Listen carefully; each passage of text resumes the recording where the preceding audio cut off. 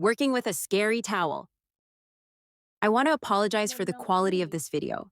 It is an older video that I took years ago to share with the owners, or to just have for my own records. I had no plans of it being a social media shared video, but I've decided to do my best to enhance the images and do some voiceovers. This way, I could still share the educational value within this footage. Here, my goal is to get him to want to catch me. So I'll go up to him, touch him, and then step away, or walk away and see if that entices him to want to stay with me, or come to me in my absence. What you might not be able to see clearly in this video is he has a piece of rope still hanging off of his halter. Because he's been so evasive, it's been hard to get him to come into our space enough to work with him. So instead of running him all the time, we went with the tether so that we can approach him and try to gracefully take a hold of him without scaring him. The goal is to be able to take the halter off of him and have him be haltered every time I see him. But for right now, we are still at the very feral, hard to catch stage.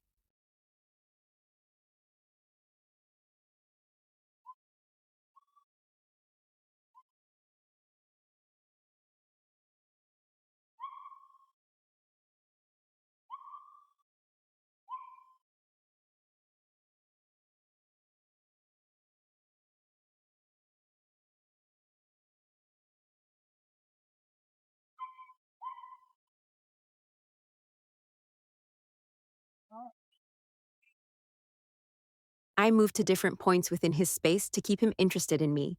If I were to just stay standing in one spot, he could lose his interest in me, and I would have to then do something to cause him to refocus.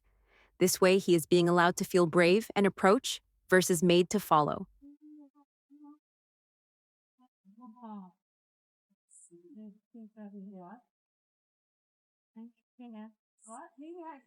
His body is going that way. He's crazy.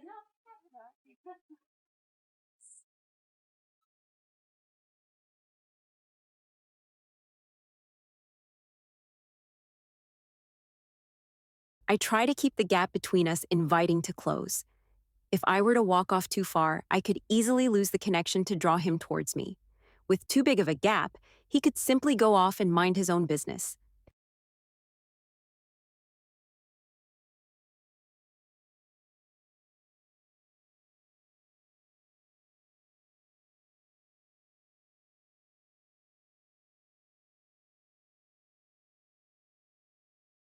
I love watching how their brains click along, watching him contemplate what it would take on a bravery level to come be with me. Not to mention, he has to cross a bar on the ground of the round pen gate. He has had a struggle with crossing the threshold of the round pen gate. Would you like me to close the gate?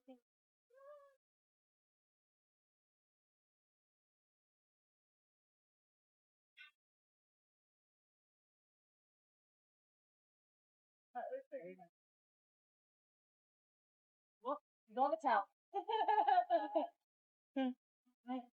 You saw the towel, huh?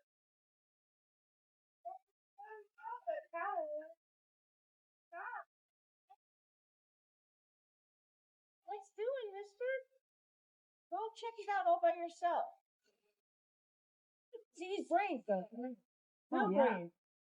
It's like I don't want to take, like, I'd rather in the camera. So, see how quickly he's so brave. Because he's actually, get off there, grasshopper. He's actually, like, can I hold him down? Do I have him down? He's actually, like, brave. Like, now, give him that, he'll go right up to it.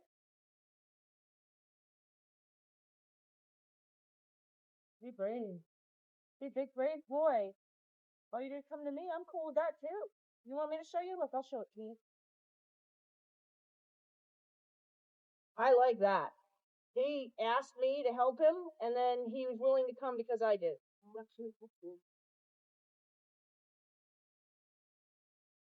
That's such an example of his trusting leadership now. Oh, I can tell the trust. I thought I'd try to fly spray him at Liberty. When I taught him about being fly sprayed, I taught him about a stop button. I install the stop button for horses with fly spray and water. What I do is I spray it in a certain spot on their chest, and when they stop moving their feet, the spraying stops. This way, if I go to spray them somewhere that they're uncomfortable, all I have to do is point the spray back to their chest, and immediately they stop.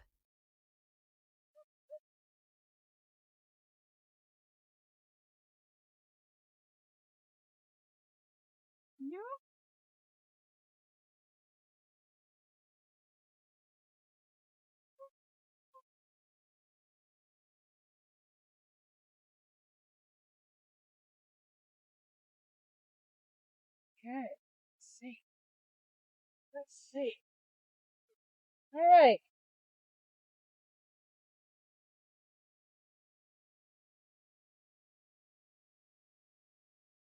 Because he spooked at the towel hanging on the corral panel again, we had to change any potential plans and work on the thing that was most obvious today.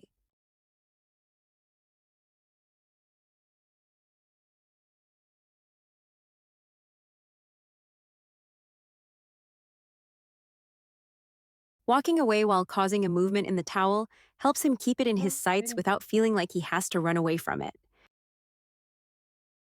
Similarly, moving towards him but keeping my back to him is less threatening than if I was facing him. Can you see the difference in how he responds when I turn around and approach him head on? Although I am controlling how far he can go, I'm allowing him to believe he can escape the pressure of the scary object. I've developed enough trust and leadership with him that holding him online for something like this can be helpful instead of detrimental. It's so important that you convince these horses that they are safe. Allowing them to move their feet can help prevent them from feeling trapped.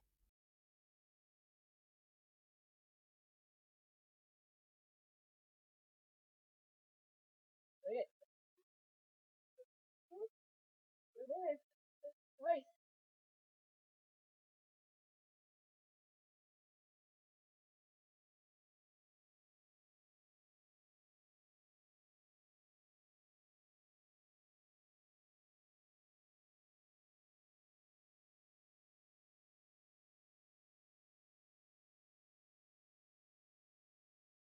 Using an approach and retreat rhythm, I'm able to attract his interest in the towel. As soon as he expressed true interest in having a chance to look at it, I will pause long enough to see if he'll stretch out and give it a sniff. I think he did well keeping it earlier. I was worried about the matter. Yeah, and I had actually just gotten done putting all my horses out, so it was like perfect timing. Because otherwise, I have to put them out first. It's not fair to leave them in the extra hour and a half. Oh yeah, no, I understand it.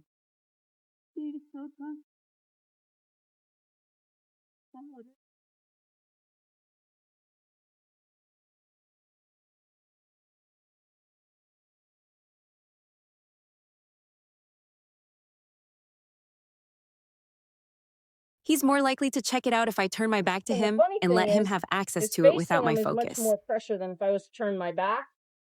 When I stand here like this, he'll come check it out much faster with my back turned than he would if I was facing him.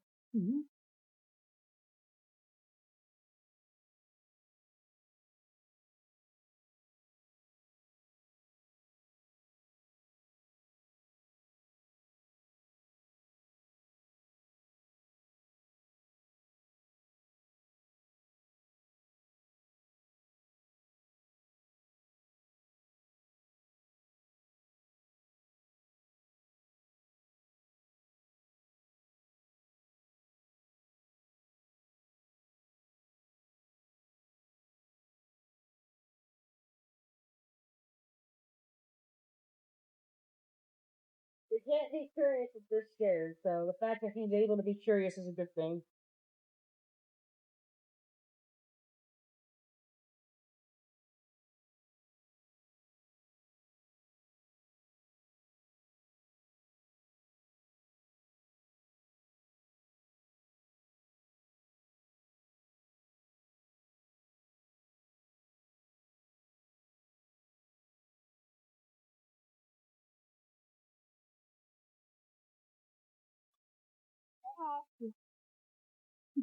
Really well.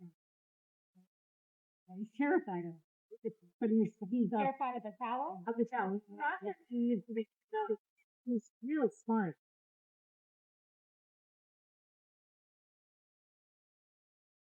Well, something new.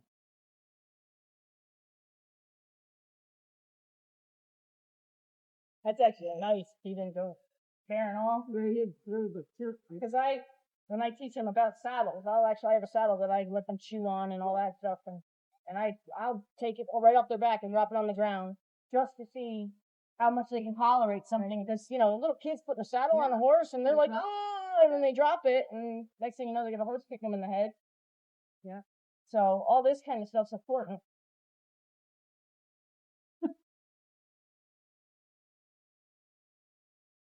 spend the whole time teaching them by chippy-toeing around them. They don't learn.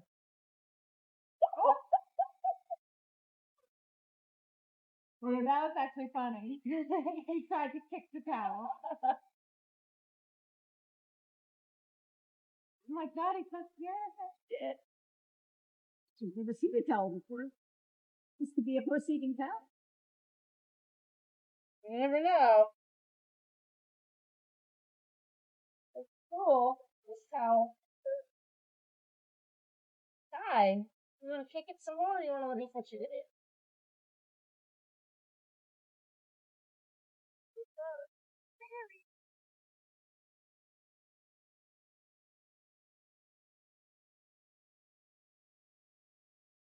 Jenny's being grumpy again.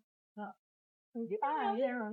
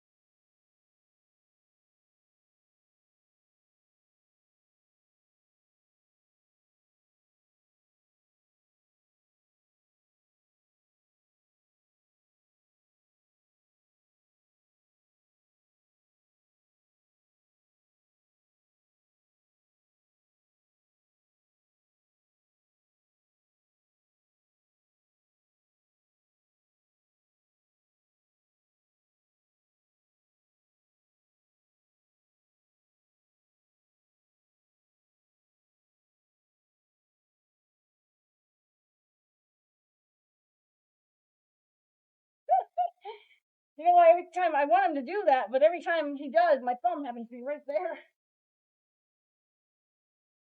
I want him to take it so he can move it himself. Right. But he always goes right for where my thumb is. He's tried twice, and twice he startled me because I didn't want him to take my thumb. That's enough.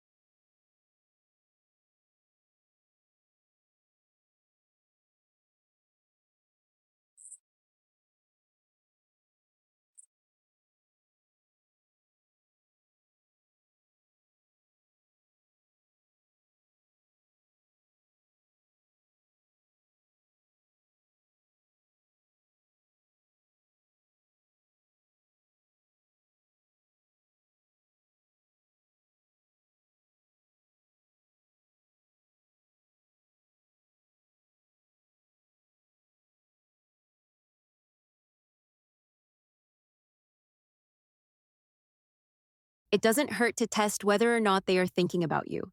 So here I ask him to hind yield, and he responds appropriately. You always want to make sure that your horse can still follow instructions, even when they're distracted by something scary. Now I'm asking him to yield his hind end to basically say face up. So that way he understands that when I ask him, I want him to look at something. I'm always going to want him to face it versus put his tail to it. Anytime something scary gets their tail, especially on a trail ride, if it's at their tail, it's going to chase them as far as they're concerned, and they're going to get away fast. So I don't ever let something scary get in their tail. So here I'm just explaining that when I introduce something scary, I always keep them faced up to it. I will zigzag them back and forth in front of it, but I'll never let them turn away from a scary object where it would be at their tail. Not until they are completely confident that it is not going to hurt them, that is.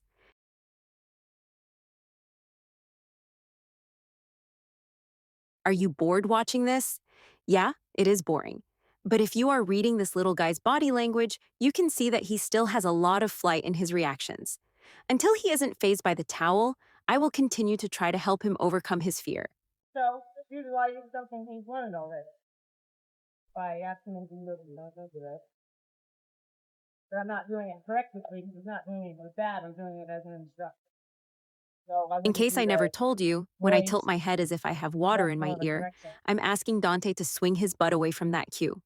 And just as quickly as he does, I straighten my head right back up. It's okay. Yeah. See, when I talk to him in a certain voice, all of a sudden he calms.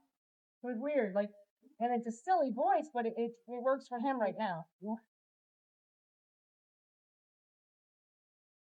are me. Okay. Yeah. Now I full on touched him. Like my hand touched him through the towel, so I know that he allowed me to touch him with it now. Before I was just seeing if the towel itself touched him. Now I'm Also note that physically I'm rubbing coming on it. towards him much more deliberately with purpose, no longer cautious and slow. It's important for horses to be able to handle purposeful movements to survive daily interactions with humans. The reason I hold the rope out behind me is to keep the slack off the ground, but to already have the slack available if he needs it. If he were to need to move his feet suddenly, I would simply move my hand forward and offer him the slack without risking catching him in the face with a tighter rope and delayed reaction. Woo-hoo.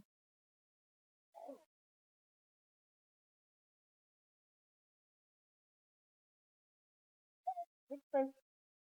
Yeah, break. Those big, strong, brave boy you're being. Yes, you were. And I don't know. No. But I don't know. I'm serious. Oh, good. Oh, good. Well, hello there. What a nice boy. You come to me like a nice boy. You okay?